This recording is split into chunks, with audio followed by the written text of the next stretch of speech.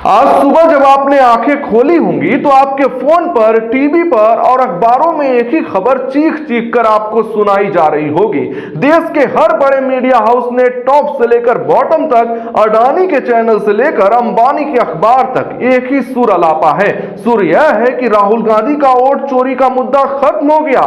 कांग्रेस की अपनी ही सरकार ने मान लिया है कि ईवीएम पवित्र है। कहा जा रहा है कि राहुल गांधी का फेस लॉस हो गया है। दावा यह है कि कर्नाटक की कांग्रेस सरकार ने खुद एक रिपोर्ट जारी की है जिसने चुनाव आयोग के ज्ञानेश कुमार को ईमानदारी का दूसरा अवतार घोषित कर दिया है। हरिश्चंद्र के बाद अगर कोई सत्यवादी है तो ज्ञानेश कुमार है। ये मैं नहीं, आज की हेडलाइंस कह रही है। लेकिन रुकिए, अगर मैं आपसे कहूं कि जो आप देख रहे हैं वो सच नहीं बल्कि इस दशक का सबसे शातिर मैन्युफैक्चर्ड झूठ है।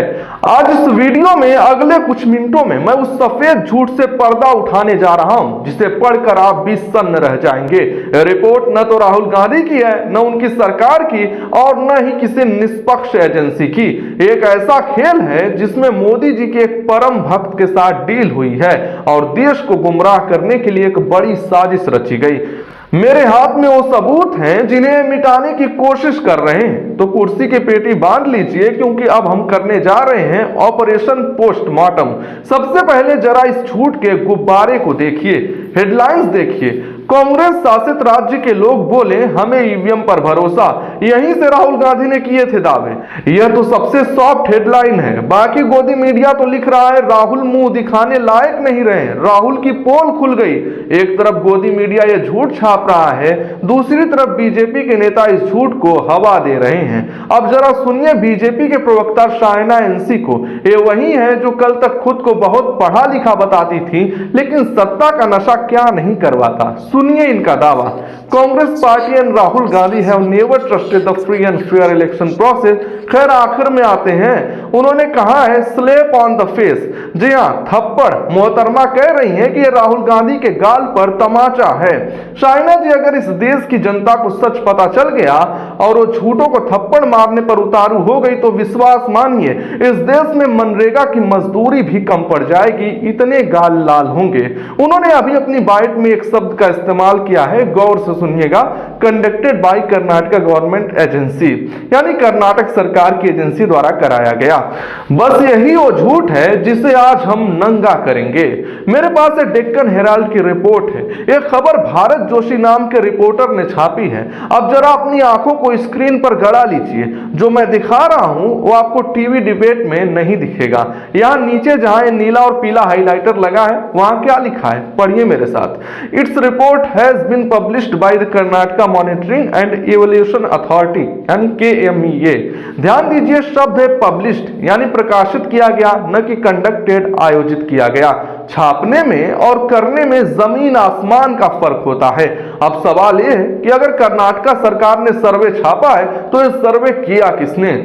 थोड़ा और नीचे पढ़िए, असली खेल यहां है। The survey was commissioned by chief electoral officer V Ambu Kumar. जी हाँ, commissioned bye we Ambu Kumar, CEO। ये वी अंबु कुमार कौन है? ये कोई कांग्रेस के कार्यकर्ता नहीं है, ये चुनाव आयोग के प्रतिनिधि हैं। ये सीधे ज्ञानेश कुमार यानी मुख्य चुनाव आयुक्त को रिपोर्ट करते हैं। यानी चुनाव आयोग जिस पर चोरी का आरोप है उसने खुद ही सर्वे का ऑर्डर दिया, खुद ही सवाल सेट किए और खुद ही खुद को ईमानदार घोषित कर दिया।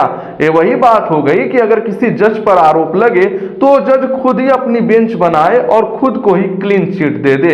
यही है अमृतकाल का न्याय। लेकिन कहानी यहां खत्म नहीं होती। जब अखबार में यह छप गया और पोल खुलने का डर लगा तो सिस्टम एक्टिव हो गया।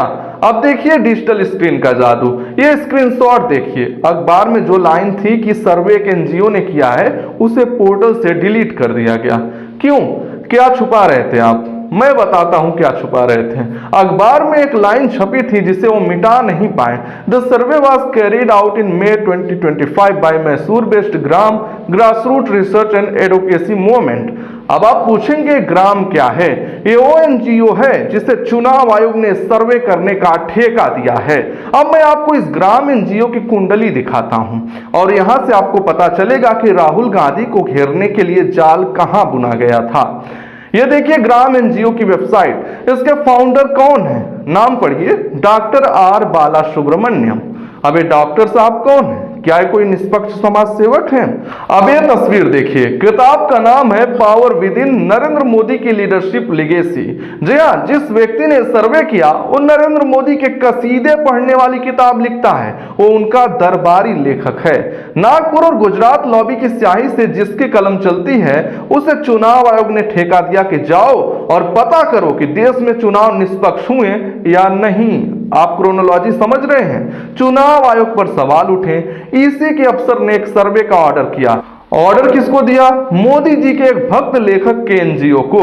उस एनजीओ ने बीजेपी समर्थकों से मात्र 50 लोग प्रति विधानसभा के रेट से सवाल पूछे और फिर उस रिपोर्ट को कांग्रेस सरकार के पोर्टल पर पब्लिश करवा दिया गया ताकि हेडलाइन बने, कांग्रेस ने मानी हार।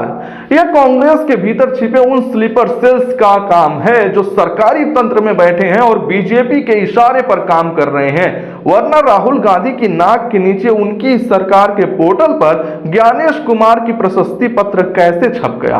यह सर्वे मई 2025 में हुआ था, आज हम 2026 में हैं। 8 महीने पुरानी रिपोर्ट को आज फ्रंट पेज पर क्यों लगाया गया?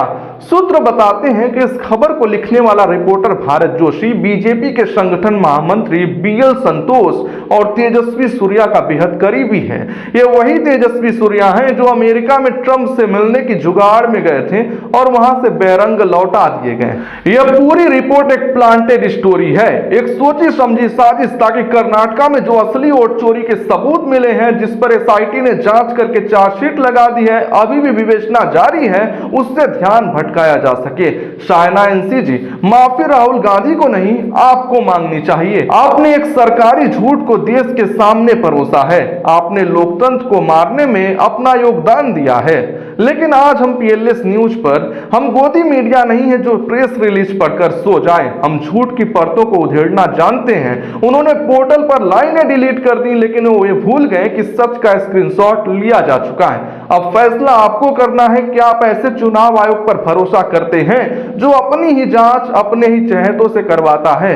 हमने आज एक पोल लगाया है, इसी वीडियो के नीचे हमारे कम्युनिटी पेज पर सवाल सीधा है, क्या आपको भारत के चुनाव आयोग की निष्पक्षता पर भरोसा है, हाँ या नहीं? 24 घंटे का समय है, जाइए और वोट करिए।